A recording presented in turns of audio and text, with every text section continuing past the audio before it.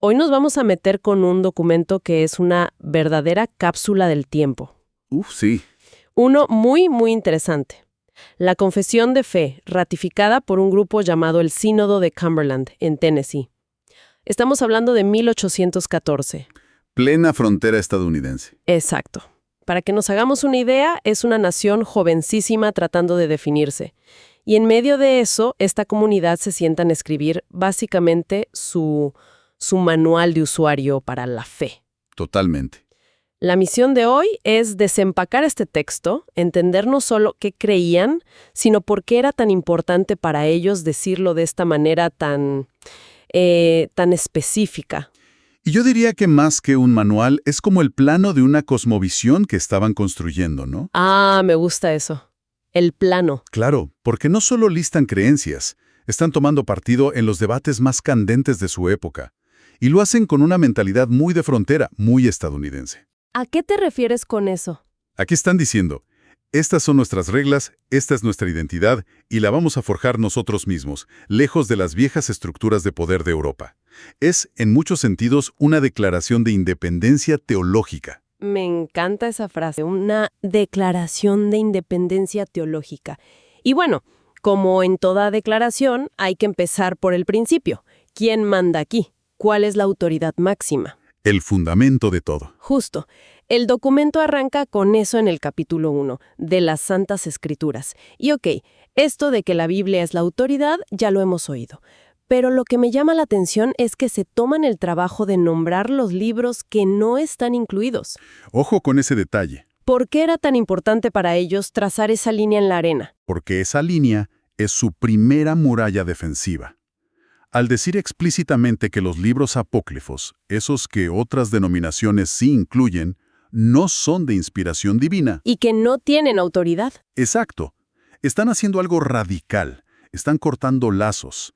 Y para que no quede ninguna duda, la sección IBE remata diciendo que la autoridad de la Biblia no depende del testimonio de ningún hombre o iglesia, sino enteramente de Dios. O sea, están diciendo, no nos importa lo que diga un papa en Roma, un obispo en Canterbury o un concilio de hace siglos. Nada. Nuestra línea directa es con este texto. Eso sí que es una declaración de independencia. Precisamente. Y ese es el primer pilar. Luego, te dan la herramienta para interpretarlo. La sección 9 dice que la regla infalible para interpretar la Escritura es la propia Escritura. Se interpreta a sí misma. Justo.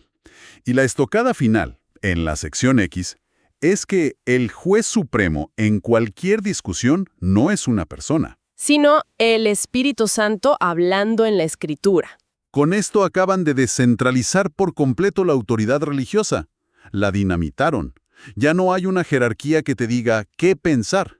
Y hablando de discusiones y de dinamita, aquí es donde se pone realmente interesante. Ah, sí. El gran debate. Porque se meten de lleno en la controversia más explosiva de todas. Predestinación contra libre albedrío. El destino contra la elección. Y el capítulo 3 de los Decretos de Dios entra al tema de una forma que, me dejó pensando. Lo llama un alto misterio, y de entrada le pega a los dos bandos. A los dos por igual. Dice que tanto calvinistas como arminianos se equivocaron por completo, buscan un plan intermedio. Y ese plan intermedio es quizás la joya de la corona de este documento. Es su intento de crear un Dios más accesible, una fe más democrática, si se quiere. A ver, explícanos eso un poco más. La idea central es un rechazo frontal y absoluto a que Dios haya creado a personas con el único fin de condenarlas. El texto lo dice claro. Dios no ha reprobado a nadie desde la eternidad. Un momento. ¿Están diciendo que el destino no está sellado desde el nacimiento? Porque eso va en contra de una corriente teológica súper poderosa en esa época, que era mucho más sombría, ¿no? Muchísimo más. Suena radicalmente optimista. Lo es. Es un optimismo muy de la frontera, de creer en la posibilidad de un nuevo comienzo. Para ellos, la idea de un Dios que crea gente para el infierno empañaría la gloria divina. Y lo haría odioso. Es un lenguaje durísimo. Entonces, lo que hacen es darle la vuelta al concepto de reprobación. ¿Y cómo lo hacen? Porque suena que es un concepto clave. Lo cambian de ser un destino inalterable a ser una condición legal temporal. ¿Una condición legal? Sí, Explican que por el pecado de Adán toda la humanidad cae en un estado de reprobación, como una especie de quiebra espiritual. Pero, y aquí está el giro, es una condición de la que se puede salir. Ah, claro. En el momento en que una persona acepta a Cristo, sale de esa condición. No es un decreto eterno, es un estado del que te puedes graduar, digamos. Esto abre la puerta de la salvación a todo el mundo. No solo a un club exclusivo de elegidos. Exactamente. Es una invitación abierta. Entendido. Y bueno, para entender esa invitación, supongo que tenemos que ir al principio de todo. Cómo cuentan ellos la historia de la humanidad, desde la creación hasta que todo se arruinó y necesitamos esa invitación. Es la narrativa clásica, pero con un enfoque muy particular en los acuerdos, en los pactos.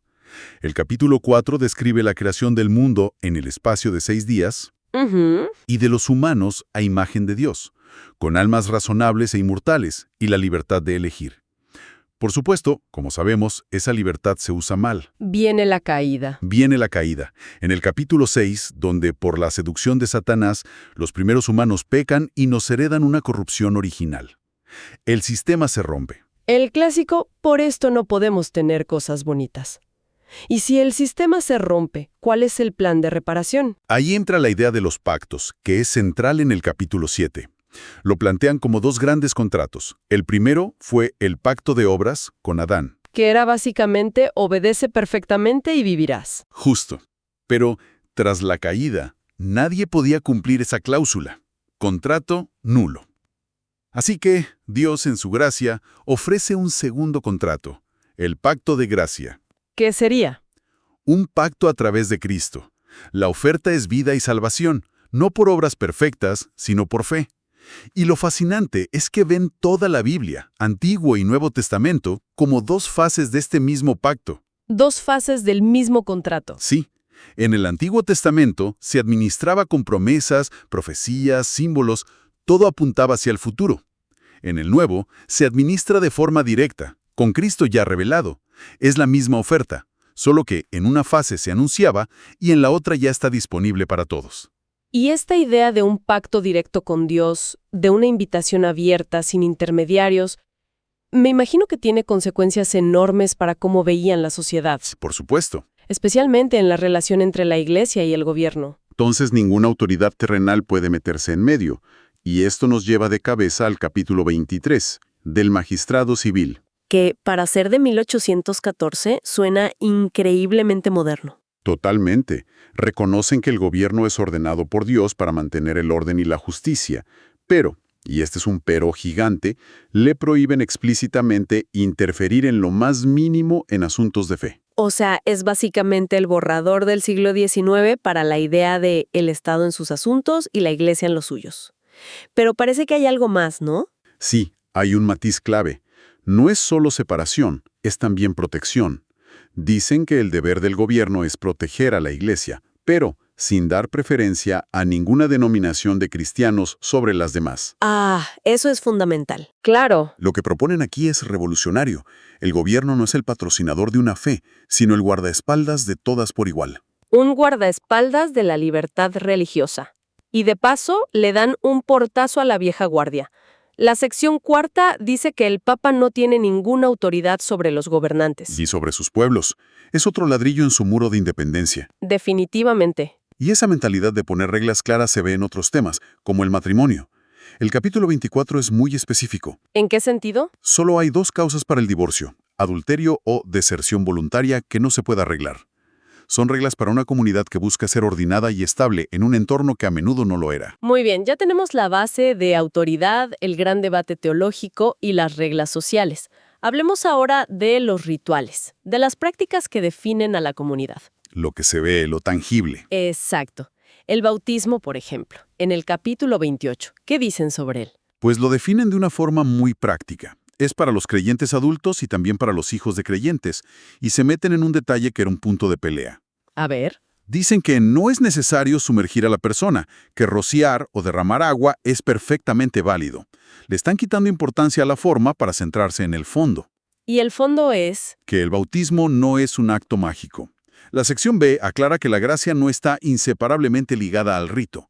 Es decir, puedes salvarte sin ser bautizado y al revés, estar bautizado no te garantiza la salvación. Es un símbolo. Un símbolo externo importante, pero la verdadera transacción es interna. Es la fe. Ok, eso está claro. Pero si con el bautismo son flexibles, su postura sobre el otro gran sacramento, la Cena del Señor, en el capítulo 29 es todo lo contrario. Uf, Ahí sacan la artillería pesada. pesadísima. Aquí es donde trazan su línea doctrinal más gruesa y roja. Rechazan de manera categórica y absoluta la transubstanciación. Que es la creencia católica de que el pan y el vino se convierten literalmente en el cuerpo y la sangre de Cristo. Exacto. Y el lenguaje que usan es brutal. A ver, ¿qué tan brutal? La califican de repugnante, no solo a la escritura, sino incluso al sentido común y a la razón. ¡Wow! Repugnante al sentido común. No están simplemente en desacuerdo. Están diciendo que es una idea absurda. Y la acusan de ser causa de groseras idolatrías. Esto no es un debate teológico tranquilo, es una declaración de guerra. Totalmente. Se siente personal. ¿Qué es lo que les molesta tanto? ¿Es solo por el pan y el vino? No, es por lo que representa.